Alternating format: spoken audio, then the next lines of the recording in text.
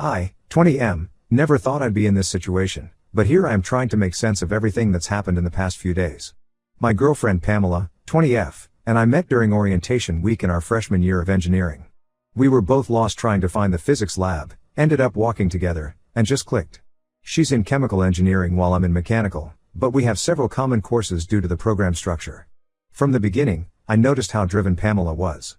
She came from a family of academics, both her parents are professors at another university, and her older sister Allison, 25F, is doing her PhD in mathematics.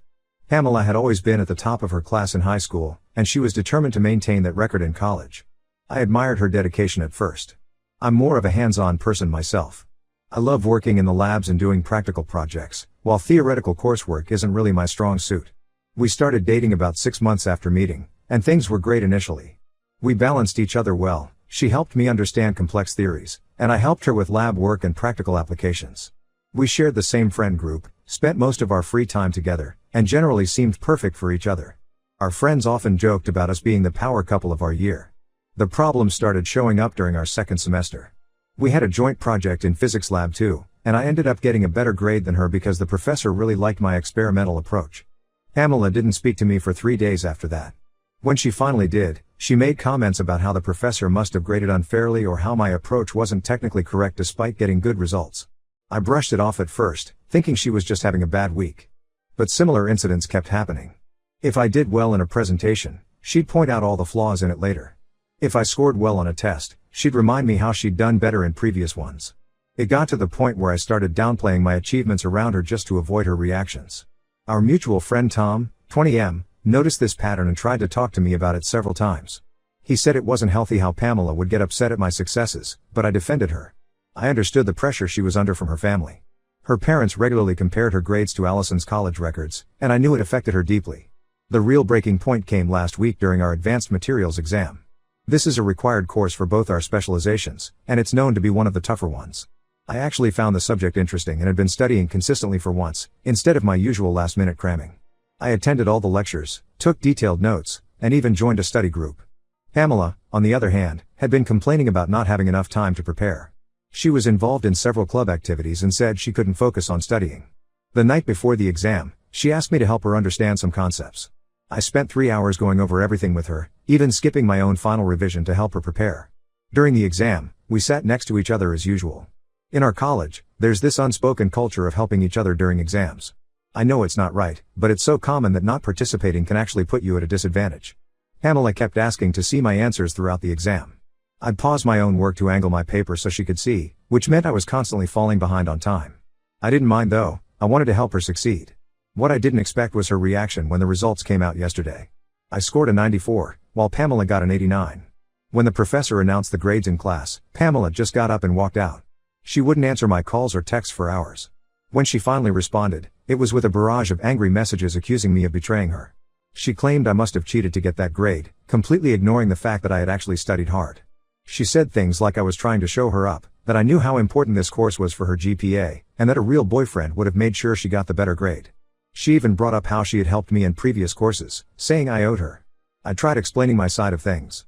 I told her about all the extra studying I'd done, reminded her how I'd helped her prepare, and pointed out that I had actually lost points in the exam because I spent so much time helping her. But she wouldn't listen. She kept saying I had changed, that I was becoming too competitive, and that I didn't care about her feelings anymore. Then last night, she called me with this bizarre ultimatum: if either of us finds someone else before the end of this year, about 7 months from now, we break up permanently. If neither of us does, we stay together as just friends. Her reasoning was that she needed time to focus on her academics without feeling threatened by me, but she also didn't want to lose me completely from her life. I'm completely lost about how to handle this. Tom thinks she's already talking to someone else and is using this ultimatum as a way to keep me as a backup while she explores other options. But our other friends are divided. Some think I should give her space to work through her issues, while others say I should just end things now. My relationship with Pamela goes beyond just dating. We've built our entire college life around each other. We're in the same study groups, share most of our friends, and even planned our future internships together. Breaking up would mean completely restructuring my social and academic life. Plus, I still care about her deeply. When things are good between us, they're really good. We understand each other in a way that's hard to find. We've supported each other through tough times, family issues, academic stress, personal struggles. The thought of losing all that is terrifying. But this ultimatum feels manipulative and unfair. It's like she's punishing me for working hard and succeeding. I can't help but wonder if this is how it's always going to be, me having to dim my own light to make her comfortable. So Reddit, I need your advice. Should I wait out this strange ultimatum period? Should I try one more time to talk to her about her competitive behavior? Or should I just end things now and deal with the fallout? Has anyone else dealt with something similar in their academic relationships? I feel like I'm being forced to choose between my academic success and my relationship, and I don't know what to do. Update 1. It's been 2 weeks since my original post, and everything has gotten so much worse than I imagined. First, I want to thank everyone who commented and offered advice. Most of you suggested I needed to have a serious conversation with Pamela about the ultimatum and her competitive behavior, so that's what I tried to do. Last Monday, I texted Pamela asking if we could meet and talk things through. She agreed to meet at our usual study spot in the engineering building. When I got there, I found her in one of the study rooms with a guy I'd never seen before. She introduced him as Jake, 21M, saying he was her new study partner from her department. Something felt off about the whole situation. They had papers spread across the table, were sitting unusually close, and seemed to be sharing inside jokes. Jake didn't even bother to get up or properly introduce himself, just gave me a casual wave and went back to whatever they were working on. Pamela suggested we talk later since she was in the middle of something important. I left feeling confused and honestly, a bit hurt. We'd always studied together, even subjects we didn't share. This felt like she was deliberately pushing me away. Later that day, my friend Emma, 20F, from Pamela's department texted me. She'd seen my original Reddit post, she figured out it was me from the details, and had something she thought I should know. According to Emma, Pamela and Jake had been spending a lot of time together even before our fight about the exam grades. They'd been paired up for a project in environmental engineering about a month ago, and since then, they'd been practically inseparable. This explains so much. All those times Pamela said she was too busy to study for our shared class, all those cancelled study sessions and date nights, she'd been with Jake.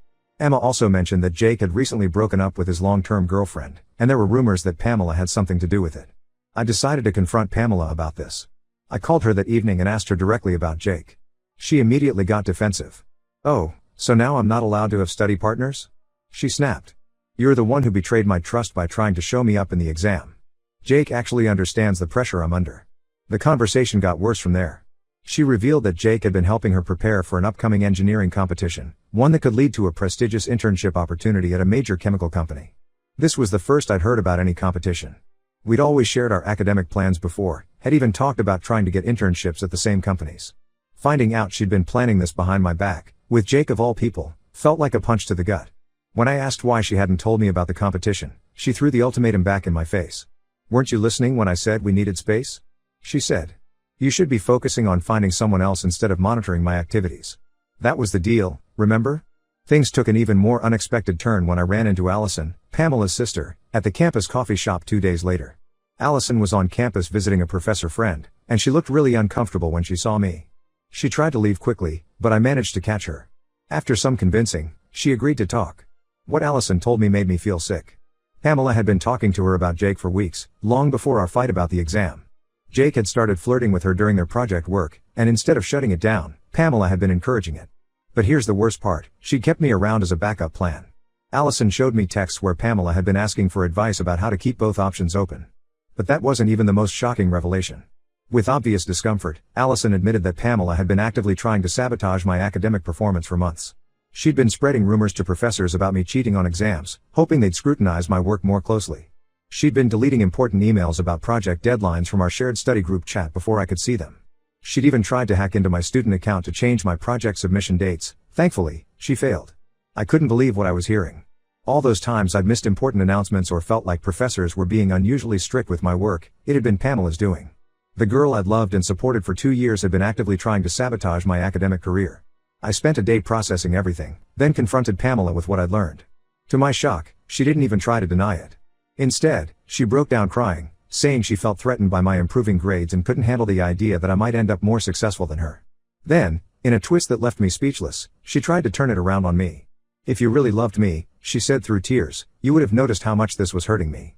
You would have deliberately performed worse to make me feel better." I'm still trying to wrap my head around this logic. She actually expected me to intentionally damage my own academic record to protect her ego. When I pointed out how messed up this was, she stormed out, saying I never understood her or her needs. Since then, she's been alternating between sending me angry messages blaming me for ruining everything and tearful apologies saying she'll change. Jake, meanwhile, has been constantly around her, playing the supportive friend role. Our mutual friends are split. Some think I should have seen this coming given her competitive nature, while others are as shocked as I am. I haven't officially ended things yet, but I've told Pamela I need space to think. I've also started documenting everything, the deleted emails, the messages, Allison's revelations, just in case Pamela tries to escalate her sabotage. Tom is helping me set up automatic backups of all my academic work. I feel like such an idiot for not seeing this sooner. The signs were all there, her excessive competitiveness, the mood swings when I succeeded, the increasing secretiveness. I'm trying to focus on my studies, but it's hard knowing she might still be trying to sabotage me behind the scenes. Update 2. It's been a month since my last update, and everything has exploded in ways I never could have imagined. I thought I had uncovered the full extent of Pamela's betrayal, but what I've discovered since then has left me completely shocked. The revelation started when Lisa, 19F, a junior from our department, came to me after class last week. She seemed nervous and kept looking over her shoulder as she asked if we could talk privately. Once we were alone, she pulled out her laptop and showed me something that made my blood run cold. Lisa had screenshots of emails where Pamela had been actively trying to get me removed from the prestigious undergraduate research project I'd been selected for last semester. Pamela had created a fake email account pretending to be a concerned student and had written to Professor Anderson, the project supervisor. In these emails, she claimed to have evidence that I had cheated on my application materials and suggested that my selection was a mistake. She hadn't just made vague accusations, she had actually altered copies of my previous assignments, making it look like I had plagiarized content. She'd even created a fake paper trail of me buying essays online. The level of detail in her deception was terrifying. The only reason this didn't work was that Professor Anderson found the timing of these claims suspicious. They came right after he had praised my project proposal in front of the entire department. He quietly investigated the allegations before taking any action and found inconsistencies in the evidence. After Lisa came forward, other students started sharing similar stories. Marco, 20M, from my study group revealed that Pamela had told him I had been bad-mouthing his research work to professors, which wasn't true at all. This explained why he had been cold towards me lately and had stopped sharing his notes. Emily, 21F, from the robotics club admitted that Pamela had convinced her not to include me in their latest project, claiming I had taken credit for other people's work in previous collaborations. I had wondered why I wasn't asked to join despite having relevant experience. But the worst revelation came from Jake himself. He showed up at my apartment last night, looking guilty and agitated. After some hesitation, he confessed that he and Pamela had been planning to submit my research proposal ideas as their own for the upcoming internship competition. Jake showed me their conversation history on his phone. They had systematically gone through my project notes, which Pamela had access to from our shared study sessions, and had been adapting my ideas to fit their proposal. They had even practiced answers to potential questions about the research methodology, creating a detailed backstory about how they came up with the ideas. The reason Jake came clean? Pamela had started treating him the same way she treated me. When he scored higher than her in their recent departmental evaluation, she accused him of stealing her study materials. She started making snide comments about his intelligence and suggested that he only got good grades because professors felt sorry for him. With all this evidence, I finally worked up the courage to go to the department head, Professor Martinez. I showed her everything, the fake emails, the altered assignments, the plagiarized research proposals, and the testimonies from other students. I also shared the text messages where Pamela had admitted to sabotaging my academic work. Professor Martinez was appalled. She immediately called a meeting with the Academic Integrity Committee. Pamela was summoned to explain herself, but instead of showing remorse, she tried to paint herself as the victim. She claimed the academic pressure had driven her to these actions and that everyone was conspiring against her. The committee didn't buy it. They've suspended her from the research program pending a full investigation. Jake has been removed from the internship competition for his role in the attempted plagiarism. The university is now reviewing all of Pamela's previous academic work for potential misconduct. Pamela's parents showed up on campus yesterday after being notified about the investigation. Her father tried to throw his academic reputation around, threatening to make calls to his colleagues, but the evidence was too solid to ignore. Her mother actually sought me out to apologize, saying they had no idea their pressure for academic excellence had pushed Pamela to such extremes. The whole engineering department is buzzing with this scandal. Some people have suggested I pressed charges too hard, that I could have handled it privately. But after discovering the systematic way she tried to destroy my academic career, I couldn't just let it go. Update 3. 3 months have passed since everything came to light, and I finally feel ready to share the final update to this crazy situation. The university's investigation into Pamela's academic misconduct was thorough and damning. They found evidence of cheating going back to our freshman year, including altered assignments, plagiarized papers, and manipulated group project evaluations. She's been suspended for 2 semesters, and all her academic achievements are under review.